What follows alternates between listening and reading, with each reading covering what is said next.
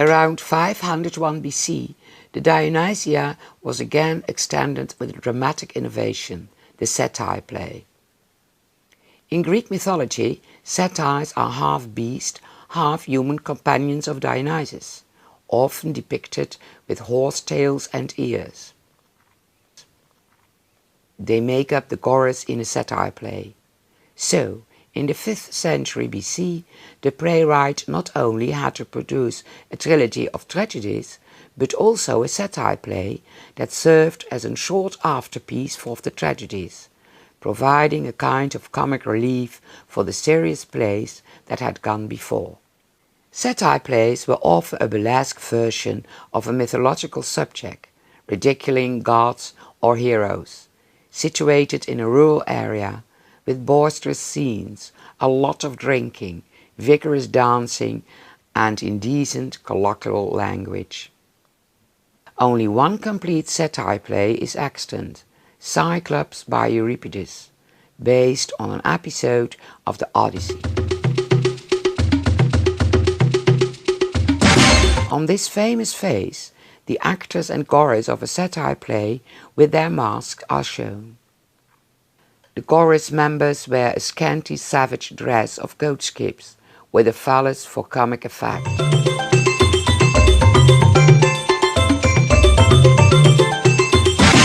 The structure of a satire play is similar to that of a tragedy. Play episodes alternate with choric odes. Popularity of the satire plays declined.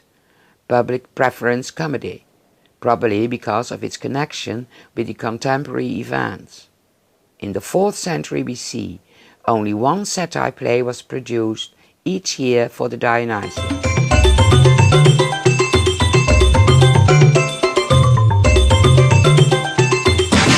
In 487 BC, the city of Dionysia was extended with the last major dramatic form, the comedy plays.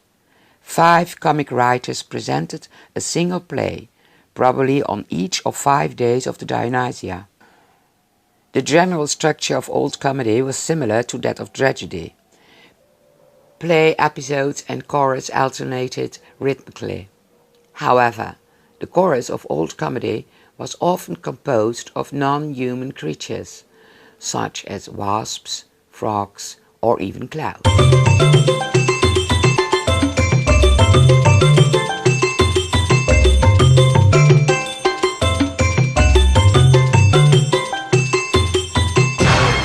While tragic actors wore elaborate pattern-woven garments, which were similar to the robes of priests and musicians, comic actors wore ludicrous costumes, padded at the breast, buttocks and stomach, with long floppy leather phallus for the male characters, not the chorus.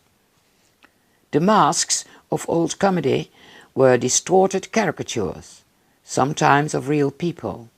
They were meant to be ugly and silly, just as the costumes.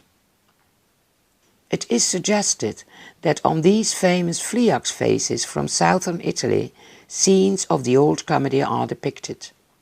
The origin of Greek comedy might be found in old Dionysian phallic songs, but also influences from outside Athens, namely the Dorian farces have to be considered, particularly comic drama performed in the Dorian colony on the island of Sicily. Sadly, the only remaining comedies of the 5th century are by a single comic poet, Aristophanes. From the 40 plays he seems to have written, 11 have survived. His comedies were largely politically and socially based satire. In outward form, they were the most extravagant of burlesque.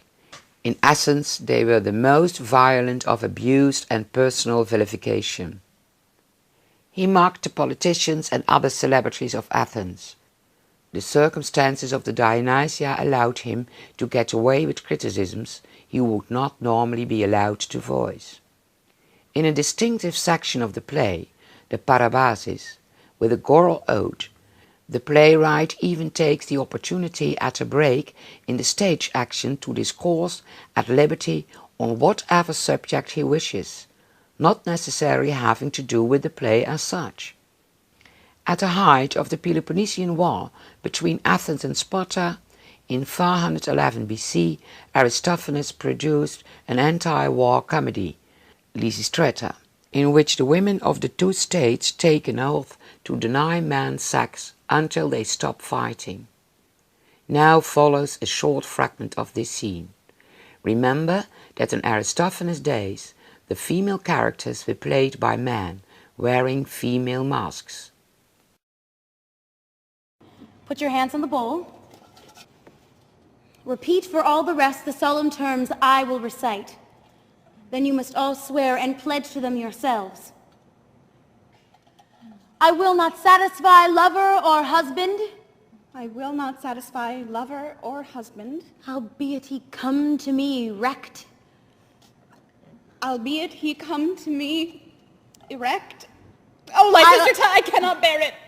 I will live unmounted. I will live unmounted. Beautifully dressed in my thinnest gowns. Beautifully dressed in my thinnest gowns. To the end I will inspire in my husband the most ardent longing. To the end I will inspire my husband with the most ardent longings.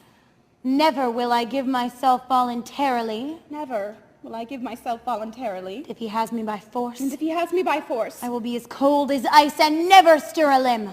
I will be as cold as ice and never stir a limb.